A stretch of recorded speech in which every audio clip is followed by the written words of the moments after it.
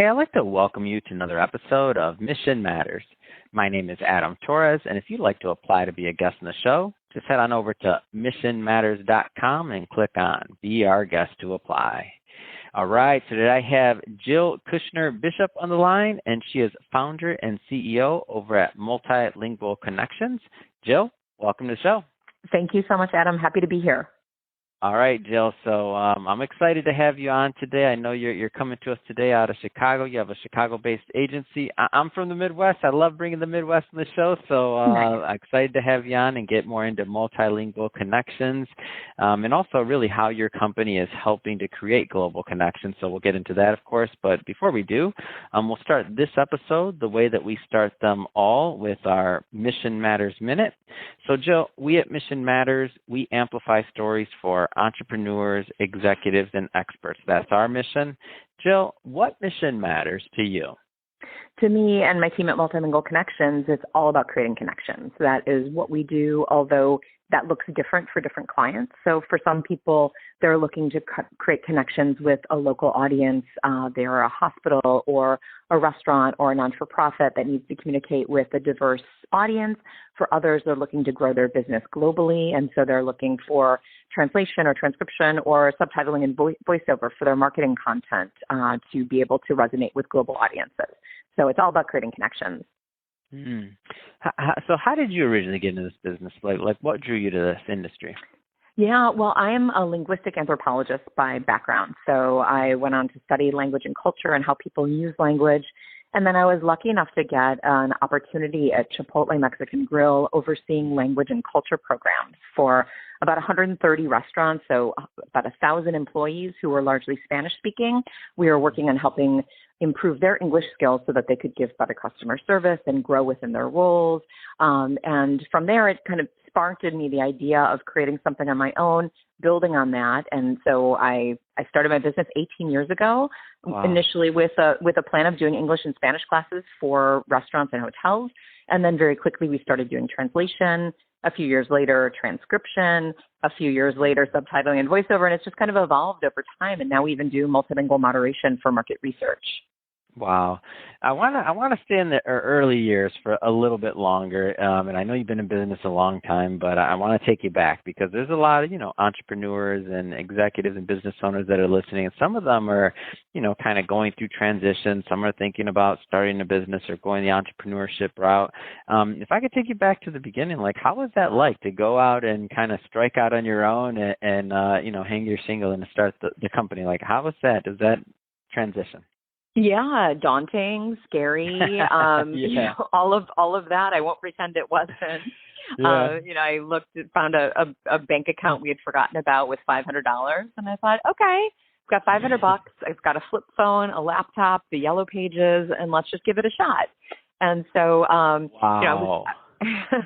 And I was lucky that my husband had a job so that, we figured let's try for 6 months and see if it has legs. And so we had a backup plan or at least some cushion. But it was, it was exciting to think about what might be professionally and personally fulfilling for me, what the need in the market was, how I could create an offering that would really resonate with people and with HR directors, with so many people who are working with multilingual speakers who are super talented employees, but they realized that the language barrier was really creating an obstacle for their growth. And so it was exciting, but it was certainly not all puppies and rainbows at the beginning, nor has it been in these 18 years. There's a challenge. There's always challenges that come up. Of course. And obviously hindsight's, 2020, so that's a given. But if you could go back to that, that Jill that was just getting started and just, sitting there with that flip phone and like, okay, let's do this. Like what kind of things would you tell her? Yeah, I would say, hey, Jill, why don't you take a business class? It might be helpful. That's great. And then I would also by the way, that would be my advice to the young Adam, by the way. Me too. Okay, go ahead. Good. Nice. Now it's the kind of thing that was just never on my mind, never a thought. Same. But also that when things are telling you, when the business is telling you it's time to pivot, don't wait too long to pivot. And so along the road, I had opened a language school for adults and for children, separate from the translation services and the B2B language training that we were doing in workplace. And I loved it, and it was so fulfilling, but it was not financially viable. And I didn't care because I wanted to do it. And I felt like, well, the other services are doing okay, so I'll just keep it going, and maybe it'll work. But it wasn't going to work. And I knew that eventually. And I finally came to terms with that and closed the language training. And for a long time, I said I didn't want to run just a translation agency. If I couldn't see people come into my space and learn language and get so excited about it and apply it the very next day with their family or with their neighbors or at work, I didn't want to do it. And then I really rethought that and realized that running a great company and switching my lens of what it means to create connections, and that it might not be as immediate to me. I might not see it or feel it, but my clients were going to see it and feel it. And now I love it. And I look back periodically, and it kind of tugs at my heartstrings, but I know that it was the right business decision. And it just took a while for me to emotionally catch up to what I intellectually knew. Well, thank you for sharing that, because I always I like for especially the young entrepreneurs or those that are maybe going through it right now to know they are not alone. Right. We all have our Absolutely. ups and downs, and that's not and I feel like the more people that come on our show and just in general create content, whatever show, right? That validates that and lets people know that we're all connected in one way or another. It's just for the greater good in my opinion. Right. And your point, Adam, about being not being alone, I think it's really important also to seek out other business owners at similar stages and at more advanced stages. And those types of peer groups, whether it's formal or informal, can be invaluable. So even if it's a totally different business than the one you're running, there's so many similarities in the daily struggles and decisions. And so being able to share experience and get support can be so valuable. Yeah. Let's shift the topic a little bit. I want to go a little bit further into what you're doing over at Multilingual Connections. So, first off, maybe tell us a little bit more about the company. I know you mentioned some of the services and translation, but really, how does your company help create these global connections we're talking about? Sure. So we support over 75 languages. We are about 25 people. We were originally headquartered in Chicago, and our headquarters are still there, but there are just fewer heads in the quarters. We have most of our people are located outside the world. So we've got a bunch in Turkey and Egypt, South Korea, Guatemala, Mexico, other regions around the world, and that has been great for finding the best people, and not just the best people that happen to work in Chicago. We've got a lot of internal language and cultural expertise and just a diversity of backgrounds and experiences that have really made us a stronger company. But we offer a variety of different services. So the most typical is a translation. So somebody contacts us and they have an employee handbook or a website or marketing materials that need to be translated from English, for example, into, maybe 5 languages or maybe just 1 language. And so we do the translation of that type of written documentation. We do audio and video transcription of everything from focus groups and interviews to jail phone calls and wiretaps. Then we do voiceover and subtitling of video content, e-learning modules, documentary footage.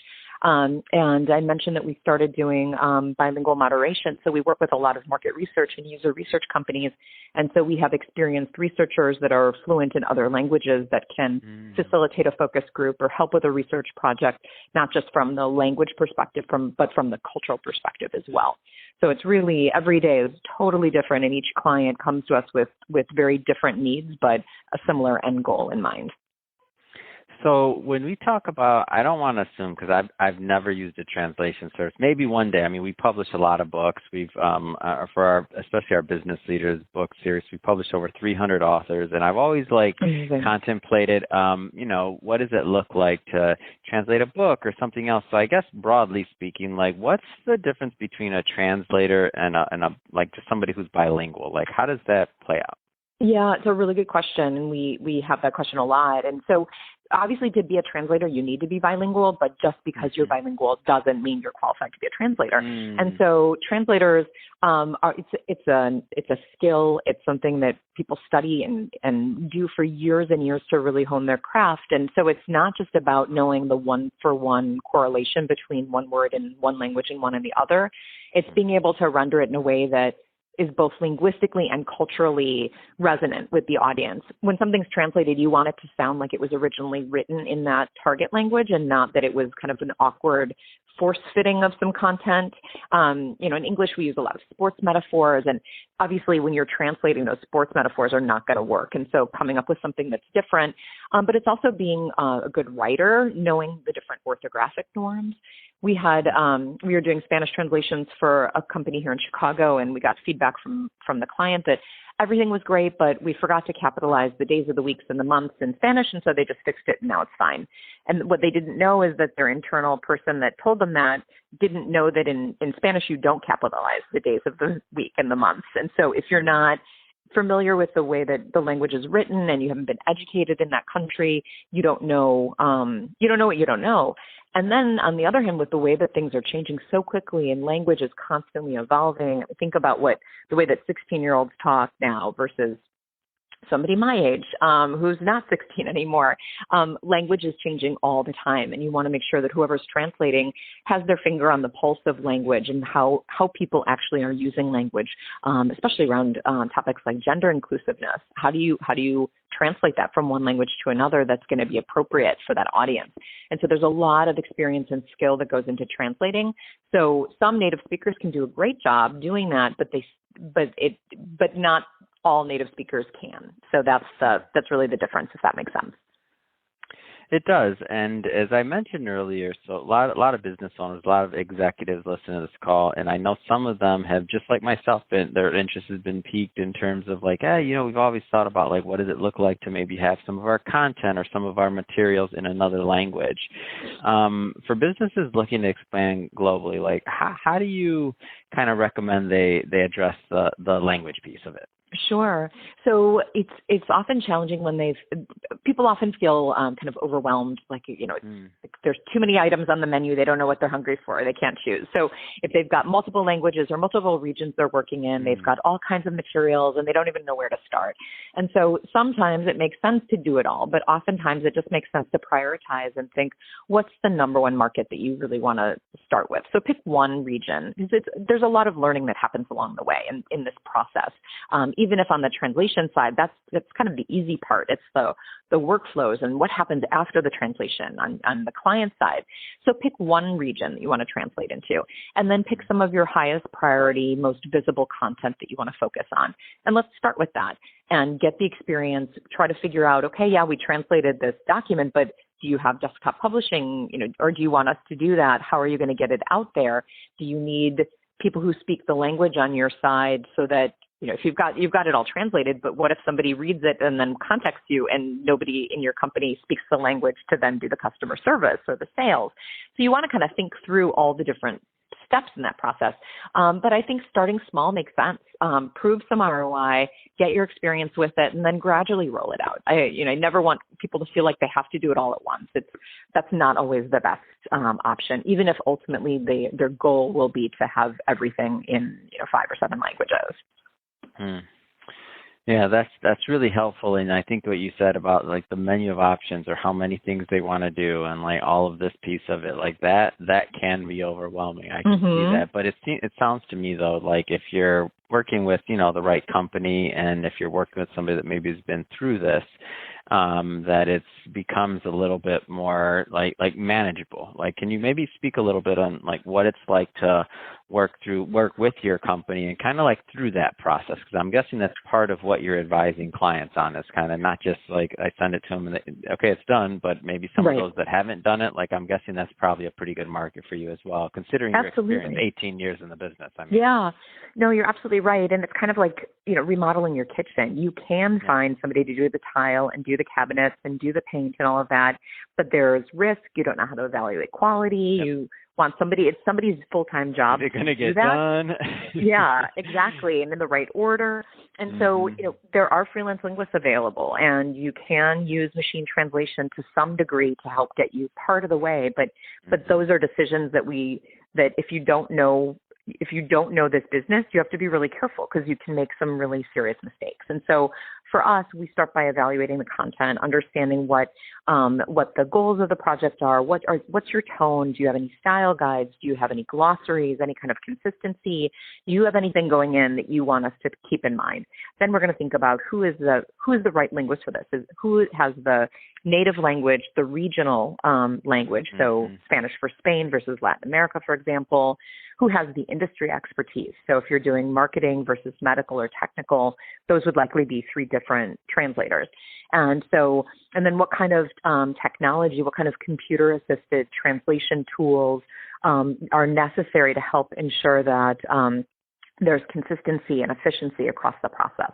And that's not machine translation, it's translation productivity tools. And then who's going to edit the translation to make sure that it's accurate and that it's proofed and polished. So you want 2 sets of eyes on this.